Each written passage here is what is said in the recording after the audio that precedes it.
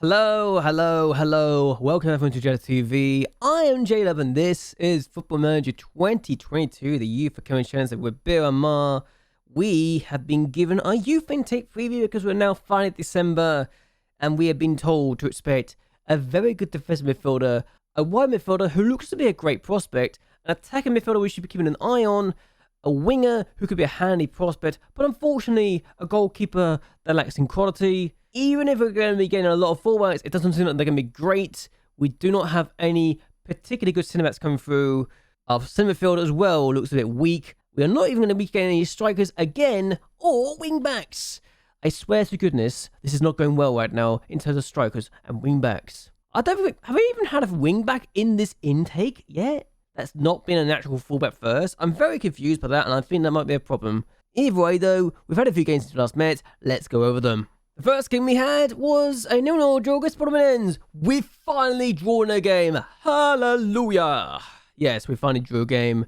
And it was one of those games where I thought we could do much more than we did. So, it's not ideal.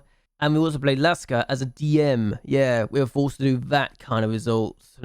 And I was not happy. Yeah, I gave Bud as a star of Ventura. I'm literally desperate now to do some good things. The next match we had was against Gil Vicente, and we lost thanks to that penalty. We just weren't good, honestly. We were beaten comfortably. They had more shots on goal and on target than we did, and we just didn't perform to the expectations we had of ourselves. So, a defeat against Gil Vicente, it's not really a terrible result. It's just annoying. And we also had to rotate because of injuries again. I swear we're getting injuries. Also, whoever wants to start more games because I didn't start him enough. I wonder who would be telling him that he's not going to be starting as much when Japulo becomes, 16. I wonder who's going to tell him that part. The next match we had was against Victoria de Guimarães, and we took the lead inside 11 minutes. After Lasker, of all people, plays the ball in the middle, finds Ventura. Ventura scores the opening goal 1-0. Then they scored a penalty. Di Serio with the finish. I was disappointed by that. I really was. But we then get a winner 93 minutes in. Amadou places across, finds Antunes. He goes for goal and he scores. Remember when I said I wasn't happy with him? Yeah, he scored anyway, and I might be eating my words on that one. Came from the bench, scored a goal. It turns out even the best of us make mistakes sometimes. What do you know? It's almost as if he took what I said as words of encouragement to try and prove me wrong. Great when that happens, isn't it? Our last game was away to Porto, and quite frankly, we were lucky to only lose by this goal to nil. Valier with the finish. Very good goal. And yeah, 20 shots to our 3, 12 shots on target to our 2. I was amazed we didn't lose by more, quite frankly, and it was one of those games. Still, as things stand, we are in 10th place with a game in hand over Tondela, who we beat, and 2 games in hand over Formidable and Boa Vista. Remember, that game in hand that we're not playing yet is against Sporting, who are just 1 point behind us. Look at the table, we're only 7 points behind Gil Vicente, who beat us. 6 points behind Victoria. We're only then 4 points behind Boa Vista and 3 behind Formidable. And we've got only a 3-point gap to 13th place for Zella.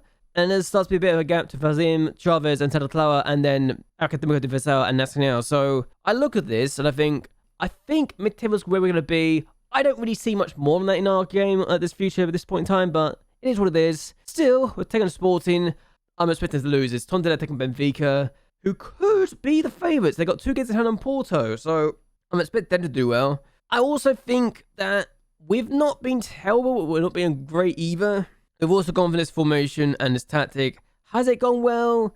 I leave it up to you, really. Alvarez is going to come into the first team, though, replacing Aparicio, and Aparicio can play with Zala or a winger. It's one of the 2 things, and this is our lineup for today. Sonny Perez starts because he wants to get first team football. I promised him more game time.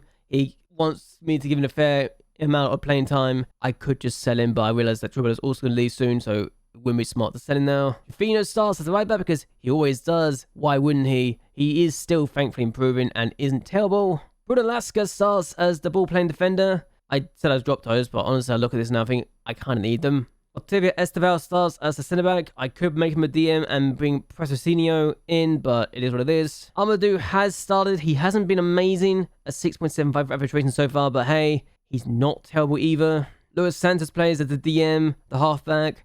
I like to think he's a decent player for the role, but I don't think he's amazing. Fernando Alvarez is still a top goal scorer and has still got probably the best average rating outside of the goalkeepers potentially with a 7.12. Playing the Mazzala, he just seems to fit the role now. It really does. With Piero playing again, 4.5-star current ability, worth 26.5 million because that's the price we agreed with him. And yeah, I don't really see anyone trying to trigger that right now, which is a bit of a strange one, but I think he will be leaving us in the near future. It's just a matter of when, not if. And he's playing a deep line playmaker, so I hope he can do a good job there. Ventura playing as the inverted winger on the right side on attack. Real Madrid were 1 point interested in him, but they haven't really done anything since. And I think January transfer window is going to be interesting in that regards. Whether or not someone tries to poach him then or there, because I might need to try and sell him, and it's not ideal to say the least. And Tunis is also playing, and I said I was going to drop him. I didn't drop him.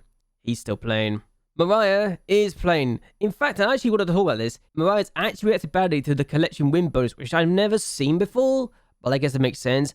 I've actually given him a new deal, and he's now worth between 135,000 and 1 million. I don't think I'm going to lose him, but I don't want to take my chance with him because he's a second tier player now, and I really hope he could do well and improve more. Trabella on the bench. He's actually been injured quite a bit, and I'm actually realizing maybe he's got an injury proneness issue, but I was a bit surprised when I realized he's injured again. I don't know what to make of him, but I think he could be a player that, if he stops getting injured, will be fine. If we just tell Pereira he's going to be a backup for this guy. I can't see that going well somehow. He doesn't wear a headband, and I love the headband he wears. Jose Brassacinho is improving, and honestly is the centre back in the future that will start. I love the guy. He's got a lot of potential, and he's consistent too, so it's a win for me. Aparicio plays good enough for the top flight. May not improve much more, but he's still pretty good, and it could be a rotation player and could start a few times as well. Claudio Tazera hasn't improved much. Maybe starting to decline a little area, but he is still good, and the deep line playmaker is his role. He's definitely exciting for me. Burnat's on the bench as well. Needs to be playing. Giving him some rotation times, giving him some time of starting, and also sometimes on the bench. He's just one of those players that we can really utilize. Zimmer has been useful, has been decent, wanted by some clubs. I might sell him actually if people want him, but I don't want to sell him for nothing. Will Quintanilla starts on the bench, a 6.67 average rating again. I just don't see him doing much more, unfortunately, and that's a real shame. Either way, let's see how we do. Let's hope we can win today. I doubt we're going to win, but it's sporting. You never know what's going to happen. They've been terrible as of late. Let's get going. Alright, so they have a throw. I should really not be positive looking at that, but they have a throw, and they're going to go for goal, and Diogo Thomas goes for goal. Okay, so Jorgensen, Mutkin, Alan, Enrique. Can we get the ball back is the question now, because I think we can definitely sit back and deeper. I have tinkered my roles since last time, and Odai is... Oh my god, what is Pereira doing? What is Pereira doing? I need to figure this out. What Pereira's doing this? Yes, the pass was great and the through ball's there, but why is Pereira dive for that other side? I just want to know. If you're going to dive, at least dive the right direction for the ball. What is he doing? I'm going to be honest and say this here now.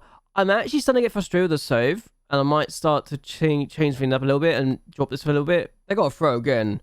I know sports have not been amazing this year, but they got so many games in hand, it's ridiculous. It makes up for the fact that they're so low down the table. But Mariah, you're supposed to be strong. How strong are you, Mariah? You got 6 strength. That makes more sense. Bello on the ball, plays across, hasn't. Jorgensen goes for goal. Okay, cleared away by Lasker, and okay, Bello, Molkin, get the ball back. Amadou, good. What can we do now? It's the question now as we go backwards. Just keep going backwards. We're going forward now. Okay, good. Santos, Lasker. We're going to get the ball stupidly, aren't we? Yep. Mariah is not tall enough. Stop going for long balls when the player up front is not that tall. That's common sense speaking right now. I know you might not have it, but actually think about the player that's up front that isn't very tall as they score again. This is the problem with you. You're trying to do something, lump the ball up front for a player that's not very tall. If you're going to lump the ball forward, at least make it accurate enough so they can run onto it. Thankfully it's offside, but think about what you're doing. Honestly, it's like the decision making is terrible. The worst part has not been that bad. We've seen no highlights of ourselves, but they've not been terrible apparently. I'm just going to tell them off. You know what? I'm going to do something radical. I'm going to try direct football. I know, direct football in this day and age. We're not going to do that. We are going to not work the ball in the box. We're going to pass into space. We're going to use the width. We've got width on us. So we've got players that can do well. We're going to run at the defense. This is very much not what I do normally. Distribute over the opposition defense. This is what we could do. Let's do this. Long kicks. Try something different. We've got pace. Utilize it. Goodness sake. Let's just try that. I've got nothing to lose. We're expected to lose this game anyway. Why not try something? If I don't try something, then what's the point? Really? And then Enrique... Okay. All over. Or die. Plays across. Potentially no. Plays it and Enrique. He's got something. Baku. I mean, that's just so... That is all we gotta say. Okay. Counterattack. Let's also regroup. And then we're gonna do this and work from there. Let's just try that. We've got nothing to lose. We're gonna get a penalty now. And we don't even need to watch this part because we know what's gonna happen. Yeah, penalty given. I told you we knew what was gonna happen. Imperial wants to make himself a hero. It's now's the time. He's not really doing it. If he wants to really stay at the club and really win my favour, that's not doing it. Do better. Come on.